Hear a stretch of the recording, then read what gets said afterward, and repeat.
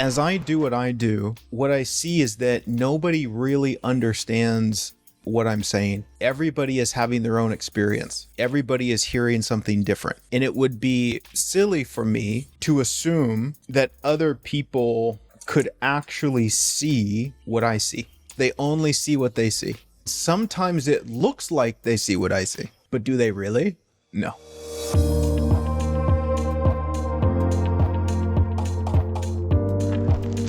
Even though we are holding space for other people to move through their fears, this is also what we are doing as service providers. There's lots of fears that we have to move through.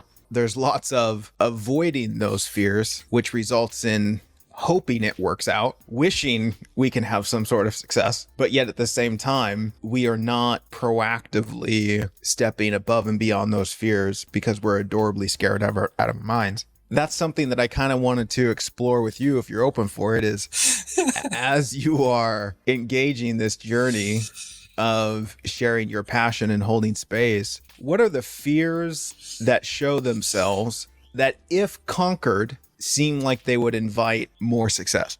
I feel just from the very top, it would be the fear of being misunderstood. Then we could move even to the fear of, like, what would the impact be for another person? Because you don't necessarily want to leave somebody at the root of their trauma and then say, okay, bye.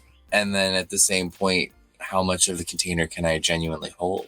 Because there's a fear of not being enough. Yeah. Naturally. As human beings, and what I'm constantly pointing to, is that it's all this fundamental fear of not being enough, this fear of inadequacy, which is also the fear of being misunderstood. And I'm sure as you hold space for people, they're experiencing the exact same. I'm afraid I'll be judged. I'm afraid I'm not enough. And therefore, I don't want to step up because then I might encounter the reality of that. And so in your experience, specifically speaking to this fear of being misunderstood, if you were to get over that fear, how would that be expressed in your business life? Like, if you didn't have that fear, what do you think would happen? I feel like I'd be showing up more in my own podcasts, just as a one-way, or doing more events. There was years that I went to an event every single weekend, and last several, it's not been so much. It's been a lot. What changed? Well, of course, the Grand Panini that happened here in these States, everything got squished together, you know? It felt like that was a great introspection time, and I haven't quite moved out of the introspection into the reflection back with the other parts of the fractal. Okay. Yeah. But what is it about a fear of being misunderstood that's so paralyzing? I hadn't quite given myself back the permission that I have been understood.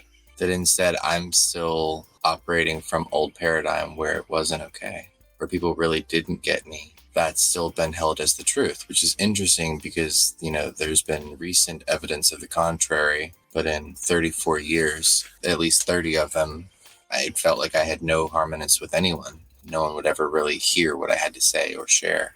Do you feel that it's true in your experience of what appears to be genuinely being misunderstood, you are also encountering experiences of being understood? You get both. Yeah.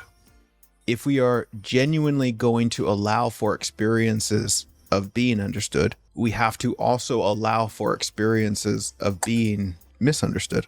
Yes, duality must strike again. Yes. Yeah. Polarity, rather, in this case. And you know what? This is the big hang up, is we want only one side of the coin. When I am seeing myself as misunderstood, I'm only seeing it that way. And then also when I see myself as understood, I'm only seeing it that way.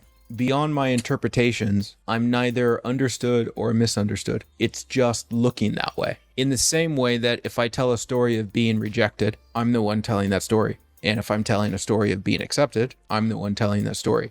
As I do, what I see is that nobody really understands what I'm saying. Everybody is having their own experience. Everybody is hearing something different. And it would be silly for me to assume that other people could actually see what I see. They only see what they see. Sometimes it looks like they see what I see, but do they really?